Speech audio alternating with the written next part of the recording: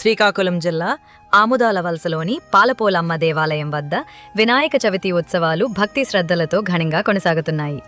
ఇందులో భాగంగా రాష్ట్ర సత్యసాయి సేవా సమితి ఆధ్వర్యంలో సోమవారం మధ్యాహ్నం 3:30 గంటలకు మహాన్యాసపూర్వక రుద్రాభిషేకం నిర్వహిస్తున్నట్లు కమిటీ సభ్యులు తెలిపారు. మరిన్ని వివరాలను మా స్టాఫ్ రిపోర్టర్ సత్యం ద్వారా తెలుసుకుందాం. నమస్తే, మీ సత్యం బీటీ మీడియా. మనం ప్రస్తుతం శ్రీకాకుళం జిల్లా ఆముదాల వలస మండలం పాలపోలమ్మ సన్నిధిలో ఉన్నాం. ఇక్కడైతే భారీ వినాయకుని ఏర్పాటు చేశారు. ఇక్కడ 9 రోజుల పాటు ఉత్సవాలు అత్యంత వైభవంగా జరుగుతాయి. ఇక్కడ ప్రత్యేకత ఏంటంటే మండలంలో ఉన్న అన్ని గ్రామాల నుంచి కూడా భక్తులు తండోపతండాలుగా వస్తుంటారు. అదేవిధంగా ఇక్కడ మన ప్రస్తుత శాసనసభ్యులు కోన రవికుమార్ అయితేనేమి, మాజీ speaker Tammineni Sitaram, next judge గారు, అదేవిధంగా మన వైసీపీ ఇన్ఛార్జ్ చింతాడు రవికుమార్ కూడా సందర్శించడం జరిగింది. అదేవిధంగా ఇక్కడ ప్రస్తుతం ఏర్పాట్లు చూసుకుంటే భిన్నంగా ప్రతి సంవత్సరం కూడా వినాయకుడి ఇరువైపులా విగ్రహాలు, రకరకాల విగ్రహాలు పెడుతుంటారు. ఈ సంవత్సరం అయితే జ్యోతిర్లింగాలు ప్రతిష్ఠించారు. జ్యోతిర్లింగాల యొక్క గుడి యొక్క నిర్మాణాల రూపాలను పిల్లలకు, పెద్దలకు అందరికి అర్థమయ్యే రీతిలో ఇక్కడ నిర్మించడం జరిగింది. అందరూ కూడా ఈ వినాయకుని ఆముదాల వలసలో ఈ భారీ వినాయకుని సందర్శించి ప్రతి ఒక్కరు కూడా భక్తి శ్రద్ధలతో ఉండాలని కోరుకుంటున్నాం. అయితే ఇక్కడ ముఖ్యంగా మన కమిటీ పెద్దలు మన శ్రీన్ గారు, మన మెయిన్ ఒకే ఒక్కడు మన కోన నాగ్ గారు, మన చిన్న గారు అందరూ ఉన్నారు. వాళ్ళతో మాట్లాడే ప్రయత్నం చేద్దాం. చిన్న గారితో మాట్లాడే ప్రయత్నం. ముందుగా బీటీవీ ప్రేక్షకులకి వినాయక చవితి శుభాకాంక్షలు.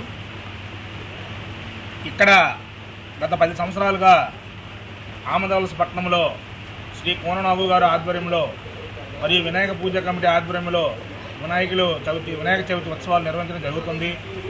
ప్రతి ఏటా ఒక్కొక్క సంవత్సరం ఒక్కొక్క రకంగా భక్తులకి హిందూ సాంప్రదాయం కోసం తెలియజేయడం జరుగుతున్నది.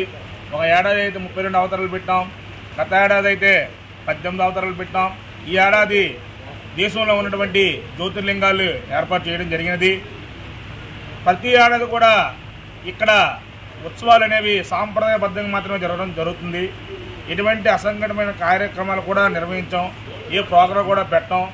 ఓన్లీ ఓం గం గణపతి నమ అనే మంత్రం తప్పితే ఇక్కడ ఎటువంటి సినిమా పాటలు కానీ ఏవి కానీ కంటే చాలా సాంప్రదాయబద్ధంగా వినాయక చవితి ఉత్సవాలు నిర్వహించడం జరుగుతున్నది.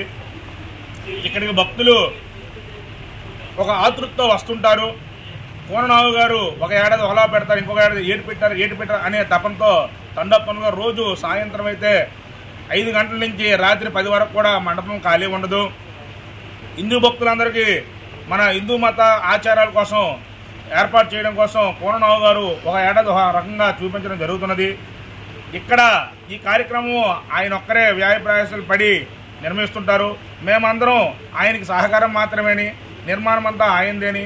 ఇక్కడికి వచ్చిన భక్తులు చాలా ఆనందంతో పరవశించిపోతుంటారు. చూశారు కదా మీరు ఈ ఏర్పాట్లన్నీ ఎంత అందంగా, ఈ డెకరేషన్ కానీ ఎంత చక్కగా చేశారో.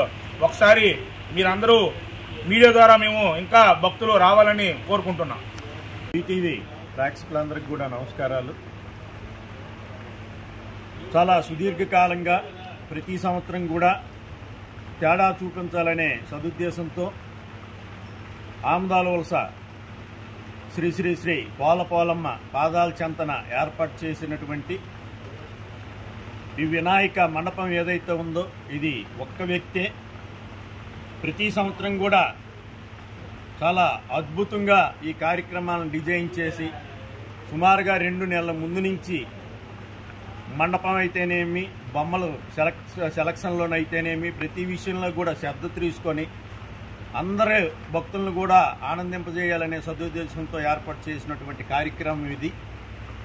ఈ సంవత్సరం ఏదైతే మన జ్యోతిర్లింగాలు ఉన్నాయో జ్యోతిర్లింగాల తాలూకా ఆలయ మండపాలు ప్రతిమలను ఇక్కడ మన తయారు చేసి ఏ విధంగా ఉంటుంది ఆ ఆలయం, దాని నమూనా ఏ విధంగా ఉంటుందని జ్యోతిర్లింగాల ఆలయాలన్నిటి కూడా సరే ధర్మాకోల్ సీటుతో తయారు చేసి ఆ ముందు ఆ సాక్షాత్తు పరమశివుడు ఇది లింగాన్ని కూడా ప్రతిష్ఠించడం జరిగింది. ఇది చాలా అద్భుతమైన కార్యక్రమం. ఎవరు వచ్చినా సరే దాన్ని ఫోటో తీయకుండా వెళ్ళడం లేదు. ఏ విధంగా అయితే ఆలయాలు ఉంటాయో ఆలయం అలాగా నమూనా 100కి 100 రూపాయలు అదే నమూనాల్లో ఇక్కడ తీసుకురావడం జరిగింది. ఇది ఒక అద్భుతం. అలాగే ఆధ్యాత్మిక చింతన అలాగే లోక కళ్యాణార్థం ఏదో ఒక కార్యక్రమం ఈ సంవత్సరం చేయాలనే సదుద్దేశంతో శ్రీ శ్రీ శ్రీ సత్యసాయి సేవాదల్ రాష్ట్రం వారిని సంప్రదించగా వాళ్ళు ఈ సంవత్సరం మనకి వాళ్ళు చేశారంట 108వ మహాన్యాసపూర్వక రుద్రాభిషేకం అనేది మనకి ఈ సంవత్సరం వాళ్ళు ఈ మండపంలో చేయడానికి వాళ్ళు అంగీకరించారు. దానికి తగ్గ ఏర్పాట్లను కూడా మేము చేశాం. సోమవారం సుదినం కుమారుని సన్నిధిలో తండ్రి గారికి మహాన్యాసపూర్వక రుద్రాభిషేకం చేద్దామనే సదుద్దేశంతో రేపు సాయంత్రం 3:30 నుంచి రాత్రి 10 గంటల వరకు కూడా అద్భుతంగా ఈ కార్యక్రమాన్ని తీర్చిదిద్దుతున్నాం. ఇక్కడికి విచ్చేసినటువంటి ప్రతి ఒక్క భక్తునికి కూడా స్వామివారి అభిషేక సేవలో పాల్గొనే అవకాశాన్ని కూడా కమిటీ వారు ఈ అభిషేకం కూడా కమిటీ వారు ఈ అవకాశాన్ని ఇస్తున్నారు. కాబట్టి అధిక సంఖ్యలో భక్తులందరూ వచ్చి మా ఈ కార్యక్రమాన్ని జయప్రదం చేసి స్వామివారి కరుణా కటాక్షాలు పొందుతారని, అలాగే ఈ కార్యక్రమాన్ని చూసి మా కమిటీ సభ్యులందరినీ కూడా ఆశీర్వదిస్తారని కోరుతున్నాం. ధన్యవాదాలు. బీటీవీ ప్రేక్షకులకు నమస్కారం అండి. ఇక్కడ మన ఆంధ్రప్రదేశ్ పట్టణంలో గత కొన్ని సంవత్సరాలుగా ఈ వినాయక విగ్రహం అనేది పెడుతూ వచ్చారు. చాలా ఏర్పాట్లను చూసి చాలా బాగున్నాయి. నేనైతే ఇంతవరకు ఎప్పుడూ రాలేదు సార్. మొట్టమొదటి ఇక్కడ దర్శించుకోవడం జరిగింది. అది కూడా మా పెద్దమ్మ గత సంవత్సరం ఇక్కడ వినాయకుడికి దండం పెట్టుకుందట. వాళ్ళ తమ్ముడికి ఆరోగ్యం బాగుంటే అరటిపళ్ళు గల కడతామని ఆ అరటిపళ్ళు గల కట్టడం కోసం వచ్చాము సార్. ఇలా అయితే ఇంత భారీ ఏర్పాట్లు అనేవి బాగా చేశారు. దీని ప్రచారం ముందుగా చేసి అందరికీ తెలియజేస్తే అందరూ వచ్చి దర్శించుకుంటారని అనుకుంటాను సార్. ఇక వినాయక విగ్రహాలే కాకుండా మన దేశంలో ఉండే ద్వాదశ జ్యోతిర్లింగాలు కూడా పెట్టడం జరిగింది. చాలా అద్భుతంగా ఉన్నాయి. అక్కడ ఎలా ఉన్నాయో ఈ నమూనాలు కూడా అలా ఉన్నాయి. స్వయంగా వెళ్ళని వాళ్ళు కనీసం చూసి కూడా దర్శించుకునే భాగ్యాన్ని కల్పించినందుకు ఈ కమిటీ వాళ్ళందరికీ కూడా ధన్యవాదాలు సార్.